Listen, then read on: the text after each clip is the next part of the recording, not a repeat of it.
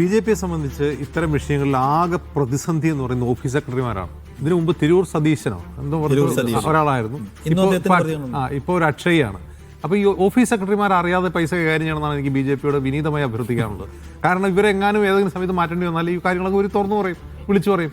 ബി.ജെ.പിയെ സംബന്ധിച്ച് എൻഫോഴ്സ്മെന്റ് ഡയറക്ടറിനെ പേടിക്കേണ്ട കള്ളപ്പണം കൊണ്ടുവരാൻ ഒരു പ്രശ്നമില്ല. കൊണ്ടുവന്ന് ഇവിടെ പിടിച്ചിട്ട് കോടതി ചോദിച്ചു നിങ്ങൾ ഇതിൽ കേസെടുക്കാമെന്ന് ചോദിച്ചാൽ നമുക്ക് നോക്കട്ടെ എന്നാണ് ഇ ഡി അന്ന് പറഞ്ഞത്. ആ കേസ് എന്തായാലും നമുക്കറിയാം, കൊടകര കേസ്.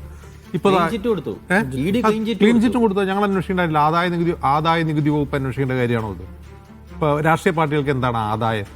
അവർക്ക് ലഭിക്കുന്ന സംഭാവനയാണ്.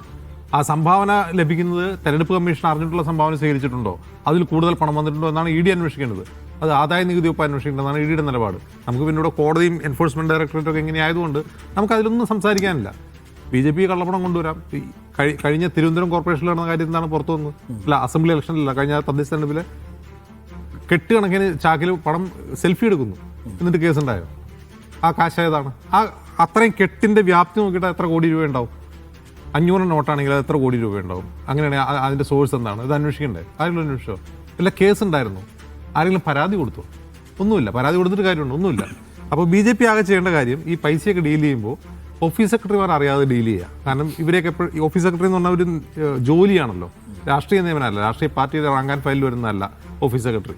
അപ്പോൾ ഓഫീസ് സെക്രട്ടറിമാർ നിയമിക്കുമ്പോൾ ഒന്നുകിൽ പാർട്ടിയുടെ റാങ്ക് ആൻഡ് ഫയലുള്ള ഒരാളെ നിയമിക്കുക, പിന്നീട് അയാൾ പാർട്ടി മാറിയാൽ പോലും അത് പറയാത്ത രീതിയിൽ അത് ഡീൽ ചെയ്യാൻ ശ്രമിക്കുക. ഇത് വാർത്തയായി കഴിഞ്ഞാൽ വലിയ തൊല്ലയാണ്. പിന്നെ ഈ കേരളത്തിലാവുമ്പോൾ മാധ്യമങ്ങളിൽ ഇങ്ങനെ വാർത്ത കൊടുക്കും. വേറെ ഏതെങ്കിലും സംസ്ഥാനത്താണ് ഇത് ഏത് പ്രശ്നമില്ല, വാർത്ത പോലും ആവില്ല. അതൊന്നും ഇവിടെ അത് വാർത്തയെങ്കിലും ആവും, വേറെ ഒന്നും നടക്കില്ലെങ്കിൽ പോലും. അപ്പോൾ അതുകൊണ്ട് ഇനി മുതൽ ബി.ജെ.പി തെരഞ്ഞെടുപ്പ് ഫണ്ട് കൈകാര്യം ചെയ്യാൻ ഓഫീസ് സെക്രട്ടറിമാരെ ഏൽപ്പിക്കരുതെന്ന വിനീതമായ അഭ്യർത്ഥനയാണ് എനിക്ക് നടത്താവുന്നത്.